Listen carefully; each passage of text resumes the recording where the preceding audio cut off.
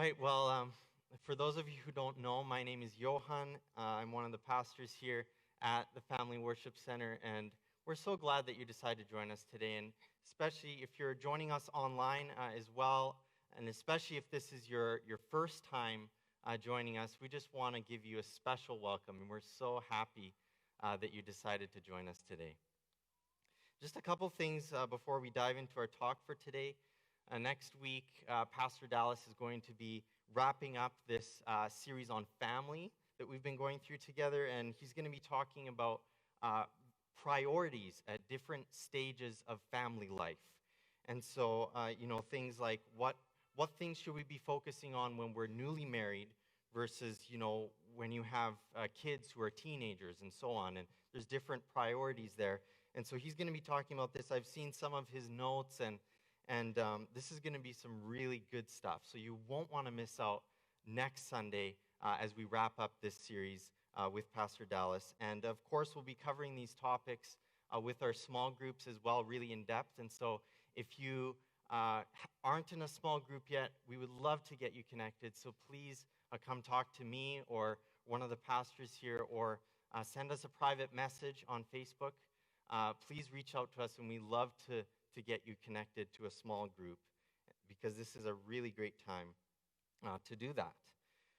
Also, I want to let you know that at any point during my talk today, if you have a question, please reach out to me. Email me at johann@whitecourt.church, and I'll do my best to you within a few days.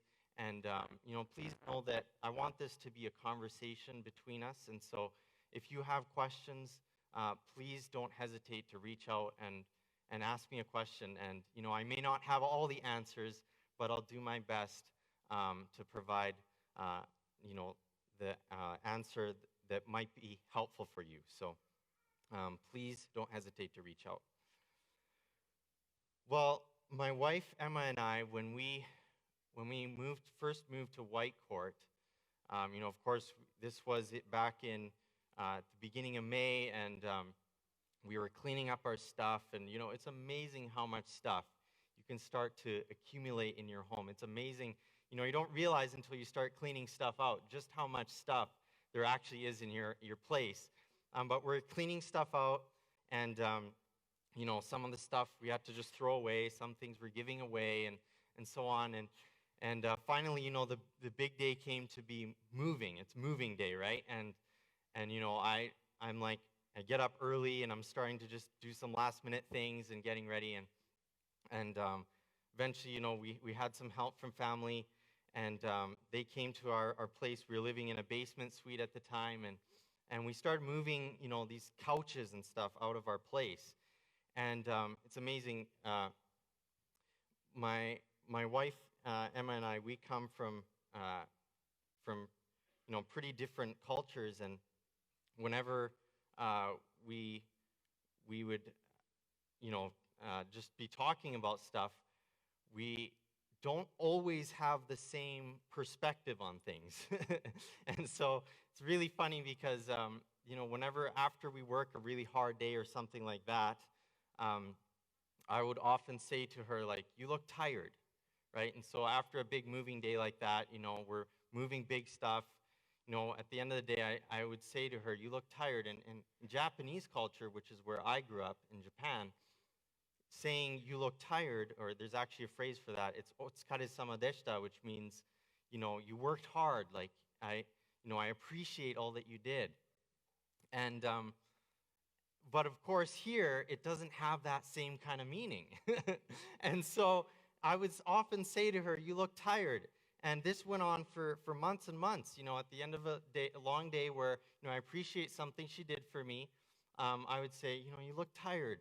And she just kind of shrugged it off and didn't exactly, give me the response I was really hoping for. And eventually, after a long time, this is probably like months later, finally one time I said to her, you look tired. And she said, stop saying that. And, we started kind of talking a little bit about this, and I finally came to realize that what I meant as a compliment was actually not taken that way by her at all. In fact, it was more like an insult. And so here I'd been trying to compliment her, and instead I'd been insulting her for months. And I don't know if you have experience with that kind of thing, but different cultures can be incredibly difficult in that way to know how to communicate. And oftentimes, I feel like if we just clarify these things, it would be so much easier. But this morning we're going to talk, we're going to be looking at a section of text found in the Bible in the book of Matthew. And the reason we look at the Bible is because it's the most reliable source that we have for living available to us today. And it's just as relevant today as it was when it was first written. And Rick Warren, who's a pastor and a great author, he says the Bible is God's owner's manual for life. Not only that, but the Bible tells us who Jesus is. And Jesus and his disciples, they changed the world more than anyone else in history. One day, Jesus was with his disciples, his good friends, and they were having a very important conversation about life and decisions and relationships. And this is a quote from Jesus that I want to focus in on today as we talk about the subject of conflict together. Matthew 18:15, Jesus says, if another believer sins against you, so in other words, if another Christian says something hurtful or does something, wrongs you in some way, he says, go privately. Now this phrase here, go privately, that's really important, those two words. Go privately and point out the offense. If the other person listens and confesses it, you have won that person back. Now the main thing here that Jesus is trying to say is that we shouldn't settle for a false kind of peace. And what I mean by that is that we can sometimes, we can get angry at someone in our family, or we can have a problem with them, and we just kind of let it slide, right? Well, it's not a big deal. And that's not always a bad thing. I think that we should let things slide. We shouldn't be, nitpicking every little thing that someone does to us. But the problem is that even though, sometimes things might seem peaceful on the outside, you're not truly at peace with that person. The last thing that I feel like doing when I'm angry at someone has done something to hurt me, is to go to that person, right? And Jesus says, no, go to that person and deal with it. Don't let it fester in your mind and build up resentment towards that person. Conflict in and of itself isn't a bad thing, but it's how we deal with conflict that matters. And Jesus teaches that conflict has to be dealt with. Now, how do you feel when you hear the word conflict? Now, if you're like me, I hate conflict. I'm a type 9 personality on the Enneagram, and, that means that I like things to just kind of be peaceful, right, between us. Everything's good, we're good. And, I like to avoid conflict at all costs. I hate confronting people. And I used to think, that wasn't such a bad thing. But I've come to realize that there's only so much you can let things slide before it becomes an issue, both for myself internally and in my relationships. Jesus didn't teach his friends to avoid conflict. He taught his friends that how we deal with conflict matters, and he told his followers to embrace it and to create real peace, not to hold on to a false peace that comes from just continuously sweeping things under the rug. Speaking of sweeping things under the rug, I was talking earlier about how, moving day came and we were moving couches and so on. My wife, Emma, and I, we have a cat. It's a long-haired ragdoll cat, and she sheds a lot, but her name is Suzu, and Suzu loves to play with these toys, these little they look like little springs, but they roll on the floor, and she loves to bat them around and chase them around our place, and she keeps chasing these things around so much that they end up, under the fridge, behind the fridge, or they end up, under the couch or whatever. And so, we just kept wondering, where are these things disappearing? And, these toys are gone all the time. And of course, our cat gets bored, and so then she starts doing stuff we don't want her to do. And so, we need these toys, but they keep disappearing on us. And finally, when moving day came, of course, we're moving the couches out of our place. And of course, as we lift our furniture, all of a sudden, you see 10, 15 of these little toys under the couch. And, we're moving other stuff out, and it's just like there's pens under there, and there's, what it's like when you clean out your couch. There's bits of popcorn and, chips and all kinds of gross stuff like that. And there's all of that kind of stuff that's, that's underneath. And finally, we see there's all this stuff. And here's the thing with conflict is that if you let the things just kind of slide and you keep sweeping them under, like our cat did with those toys, it just piles up. And then you're left with all this garbage and all this junk that you have to deal with later. And but when we deal with conflict properly and the Jesus way, conflict is actually an incredible opportunity for growth, for personal growth, for relational growth, and for spiritual growth. Conflict can be an opportunity for your family to grow. And on the flip side, if we keep avoiding conflict, it stunts our growth, and it's really hard to thrive in family life. So conflict in and of itself is not bad, but it's how we deal with it that matters. And we need to deal with it regularly so that it doesn't pile up. Arguably, the most important rule of conflict is to talk to the person that you have an issue with directly. Let's say I'm in a conflict with Emma. Okay? I'm not right now, but let's just say that I am, as an example. I mean, I think we're not. I think we're okay. But let's say that, Emma says something to really upset me, okay? There's 4 main ways I could go about dealing with my anger and frustration, my hurt and all those things. Number 1, I could just ignore it. I could just ignore my anger, my frustration, all this. I could just hide it away. I'm not hurt. I'm good. Everything's good. And outwardly, there would be kind of a pretend peace between us, right? We could kind of pretend like we're getting along and everything's good. But inwardly, I might be holding on to, pain and frustration, anger, and that starts to build. And, I might have that anger start to bubble up inside of me. So that's the first way I could handle it, is just to ignore it. The second way is I could go to Emma and I could express my anger and frustration by yelling at her. I could yell at her upstairs in front of the kids here and, try to get her to see my point of view. But, this isn't really the best way to go about, that kind of situation. But that is an option that I would have. Third, instead of talking to her, I could go and talk about her to someone else.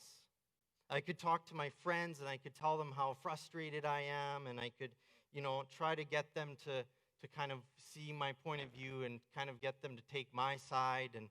And I was watching this TV show with Emma the other day, and there's this one part where there were 2 couples, and this one couple, they ended up breaking up, and it was really messy, and this other couple, they kind of got pulled into that situation, and they were kind of, trying to console the couple that got broken up, and so they start kind of saying all these things, oh, well, he's not really that, great for you, like, you can do better, and so on. But then what happens later is that they end up getting back together, and so then you have this situation where now people have taken sides, and it's it's more of a mess, right? And that I was watching that, and it just reminded me how important it is not to rope other people into that kind of conflict. It's best to keep it between the two of you, like Jesus says, go and point it out privately to the person. And now, none of those options that I just mentioned are particularly good, and I think you would probably agree with me on that. But let me give you a fourth option. Option number 4 is I go to Emma and I explain to her what happened. And it's really important how I start this conversation with her. If I started it with, by saying, why do you always say this? That's not a great way to start that conversation. But if I say, hey, you know that conversation we were having the other day, and one thing that you said, it bothered me for these reasons.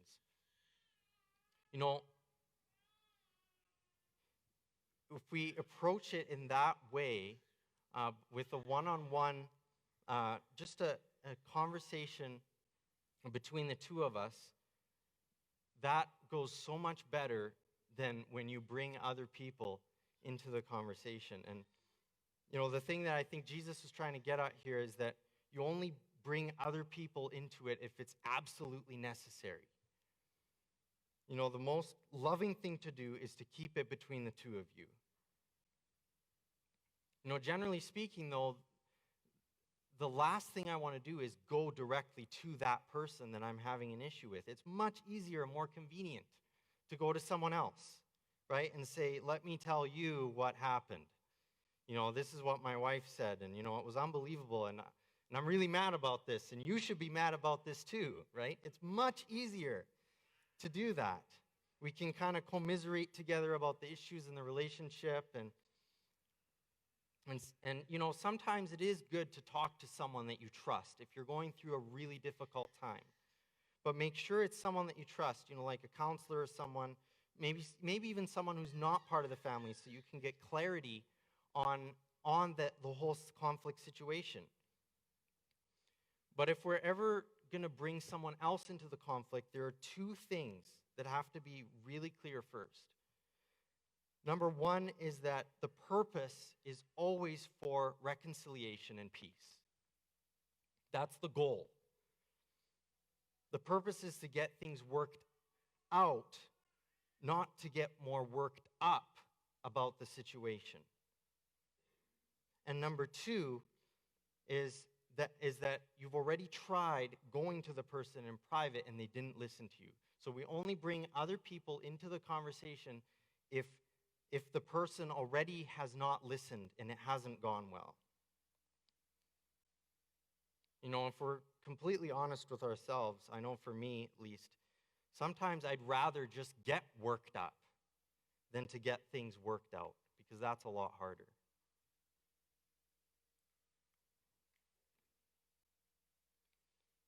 But the goal and reason for approaching conflict should always be for the purpose of reconciliation and peace, not to stir things up and to get ourselves more worked up.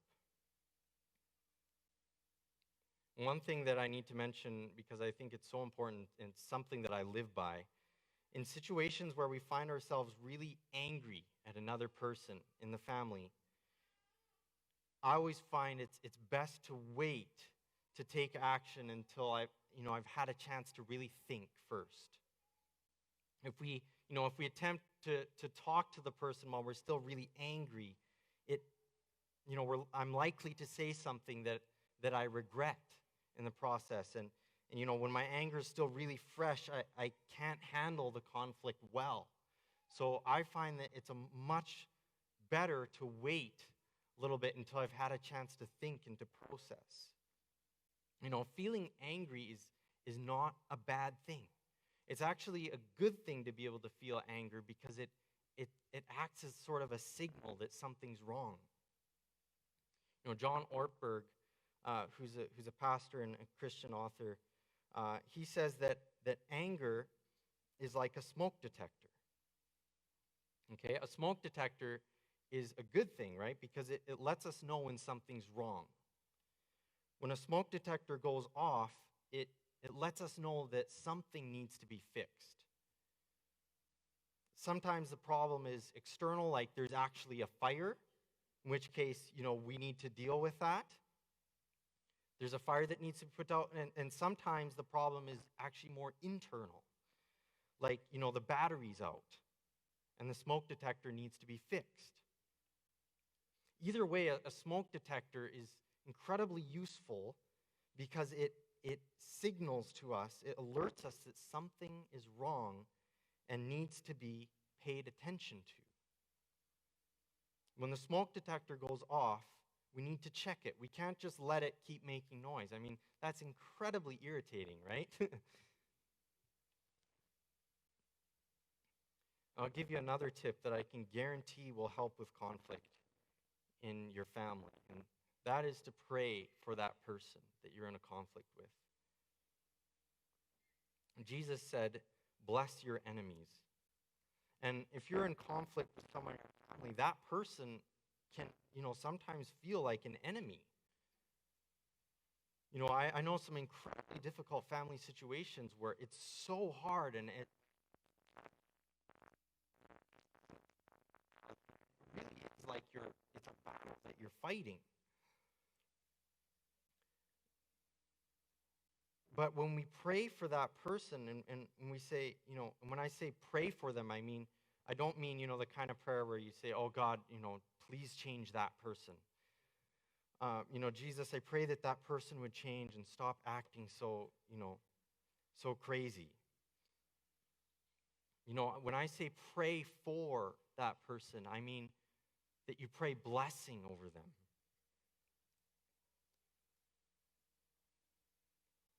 I can't guarantee that prayer will change the actual situation in the relationship, but I can guarantee that it will change your perspective, and it will change the way that you see the other person. I've done it time and time again, and guaranteed 100% of the time when I'm in a conflict with someone, and I pray for them, and I pray, God, I pray that you would bless them. I pray that they would sense and know your love. I pray that they would know your peace. And just praying blessing over them 100% of the time, guaranteed, it changes the way that I see them. And when I talk to them, it changes the way that I approach that conversation. And maybe you don't have experience with prayer. That's why we have a prayer team here every Sunday that will pray with you, because if you just want someone to pray with you for a difficult relationship in your life or anything in your life that's going on that you feel you would like prayer for, we have a prayer team here that would love to pray with you. And so, I invite you to take advantage of that. And don't waste that opportunity to receive prayer, because it really does change things. It changes our perspective. Trying to solve a conflict with someone without prayer is like going into battle without any armor on. Or another example, it's like going for a run. I love my shoes, my running shoes, because they're so comfy. But it's like going for a run in flip-flops, right? You're not setting yourself up for success when you're going for a run in flip-flops. Imagine doing, running a few kilometers in flip-flops. You can hurt yourself. Like, that's not the ideal way to prepare yourself for working out. And it's the same with conflict. Going into conflict, I find, without having prayed first, it's like you're already from the beginning, you're at a huge disadvantage. I can't even really imagine running in my flip-flops. I don't even really want to think about that. But that's what it's like. So we always want to set ourselves up for success when approaching conflict, but the reality is, even when we do everything right, the outcome can still be disappointing and not what we hoped for. And that's because we can't change other people. We can only change ourselves. The most frustrating thing about family relationships is that we can't change the other people in our family. Right? Wouldn't that make things so if we could just kind of, adjust things. And it's like, it feels like if people were like a computer, you could just adjust the settings and, just, I'll make this a little brighter, I'll make that a little bit louder, a little less quiet or whatever, right? Like, or a little more quiet maybe, whatever. If we could change people, it would be so much easier, but we can't. We can only change ourselves. And if my idea of solving a conflict is telling other people how they should behave and how they should change, then I'm not really focusing on the right thing. I'm only responsible for myself.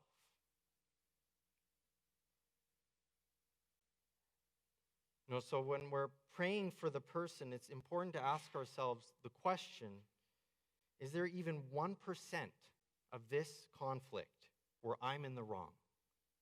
The other person might be 99% in the wrong, but is there even 1% somewhere where I can own up to and something that I can do better?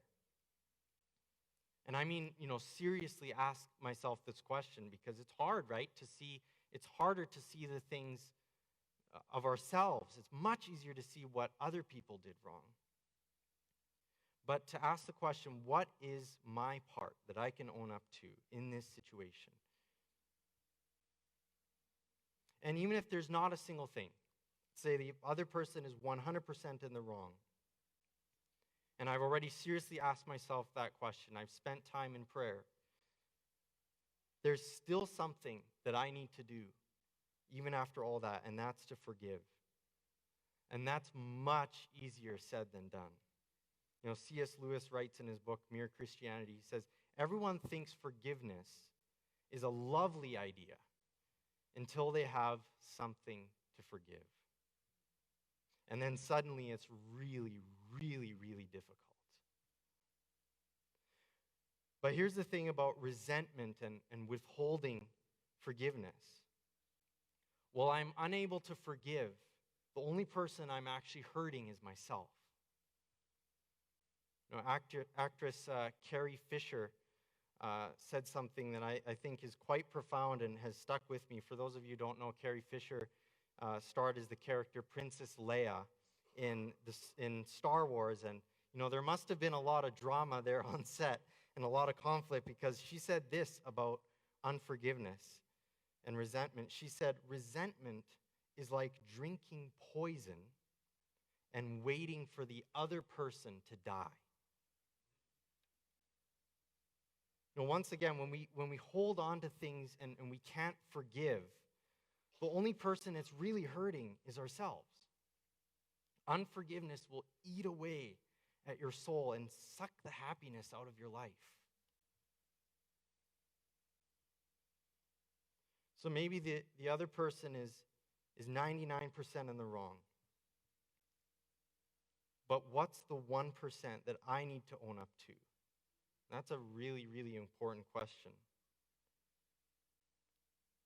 I'm only responsible for me. And if you're like me, and if you've ever felt misunderstood in times of conflict, if you've ever gone to someone and you feel like you've said all the right things, you've done all the right things, you've taken time to pray, and you've gone to counseling, and you've read books, and you've gone to other people for advice, and nothing has worked. And you just feel like no matter what you do, you're always misunderstood all the time. Know that you're not alone. Jesus knows how you feel. Jesus was and is probably the most misunderstood person in the history of the world. And he knows how you feel.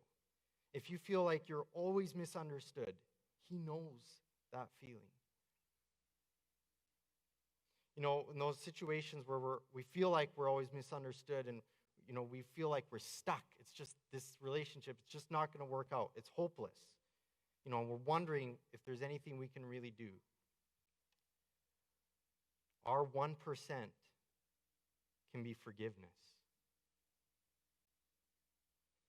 Later in this very same chapter in the book of Matthew, in the Bible that we're looking at today, Peter, who's a really good friend of Jesus and one of his disciples, he asks Jesus a question. And he says, how often should we forgive? And Jesus says to him, not just seven, Peter says, should we forgive 7 times? And Jesus says, not just 7 times, but 70 times 7. So, when I was a kid, I would do the math in my head because, I grew up in a Christian home. My parents are Christians, and so they taught me this when I was young. And 70 times 7, I'm trying to do the math in my head. And okay, so that's 490, right? But actually, this number 7, and even 490 is a lot. That's a lot of times to forgive someone. But actually, this number 7 is symbolic in the Bible. It means basically infinity. It means an infinite number of times. So it's not just, 7 or 70 times 7, 490, but actually what Jesus is saying is that there's no limit. There's no limit to his forgiveness that he gives, that he offers, and there's no limit to how many times we should also forgive. Now, that's an incredibly difficult thing to try to wrap my mind around. For many of us, the 1% that we need to own up to is to forgive the person who has wronged us. And I want to tell you a story about an incredible woman, I think, who can serve as a role model for all of us when it comes to showing grace and forgiveness to others. Her name is Corrie ten Boom, and she was a Dutch Christian who hid Jews during World War II. And she was caught, and she and her dad and her sister went to Ravensbrück concentration camp, and they had to endure some incredibly awful things that's hard for many of us to even imagine. Corrie's father, Casper, and her sister, Betsy, died at that concentration camp. And after the war, Corrie was speaking at a church in Germany one time, and at the end of her talk, a man came up to her, and she recognized him from that concentration camp from many, many years ago. And this man was one of the most cruel guards at that concentration camp. She was so overwhelmed as she saw this man's face, as he approached her.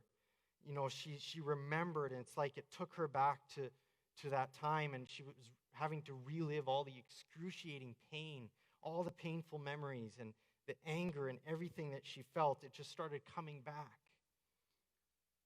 She remembered walking naked past him, and she felt that humiliation and that pain so deeply. She felt anger and resentment towards this man for what he had done. And when he came up to her, he said this. He said, "I've become a follower of Jesus now.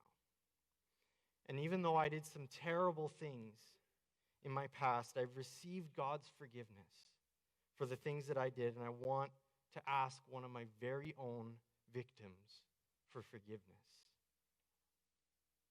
And Corrie had often been teaching about the importance of forgiveness in church, and at this time, she just could not get herself to forgive this man. She remembered the way that he made her sister suffer before she died, and she just could not get herself to forgive. All she could feel was hate and resentment towards him. But then something happened. She started to focus her attention on God, and she said, "Jesus, thank you that you have brought God's love into my heart." And she said, "Thank you, Father, that your love is so much stronger than my hatred towards this man." And in that moment, she describes how she just felt so free, like something had been lifted off of her. And And she said, brother, and she took his hand, she shook his hand, and she, with full love in her eyes, was able to say, I forgive you. And as she shook his hand, she just felt almost like God's love was somehow, it was like it was flowing like a stream through her arm. And isn't that incredible how she couldn't forgive on her own? It was just impossible because there's no way you can forgive for something like that. But God gave her the ability to forgive. No, there's nothing like the love of Jesus. Jesus forgives 70 times 7, infinite number of times. And Jesus helps us to forgive in the same way. And it's the same kind of love, same kind of forgiveness that can transform our lives and our family relationships, even when they're extremely difficult and extremely painful. For those of you who feel right now like you have so much conflict in your family, things are so messy, and you just want Jesus to come and to help you in your family life, I want to invite you to pray with me in just a moment.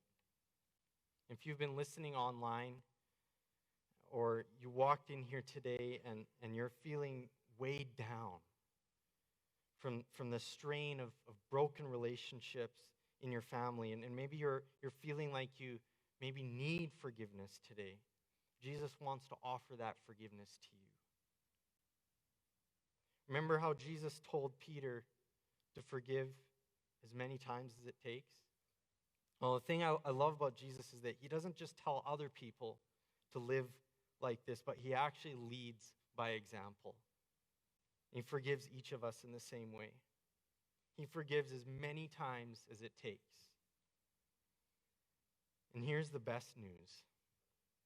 Not only does he want to forgive you for everything that you've ever done wrong, but he also wants to give you a brand new start today, right now. So will you pray with me?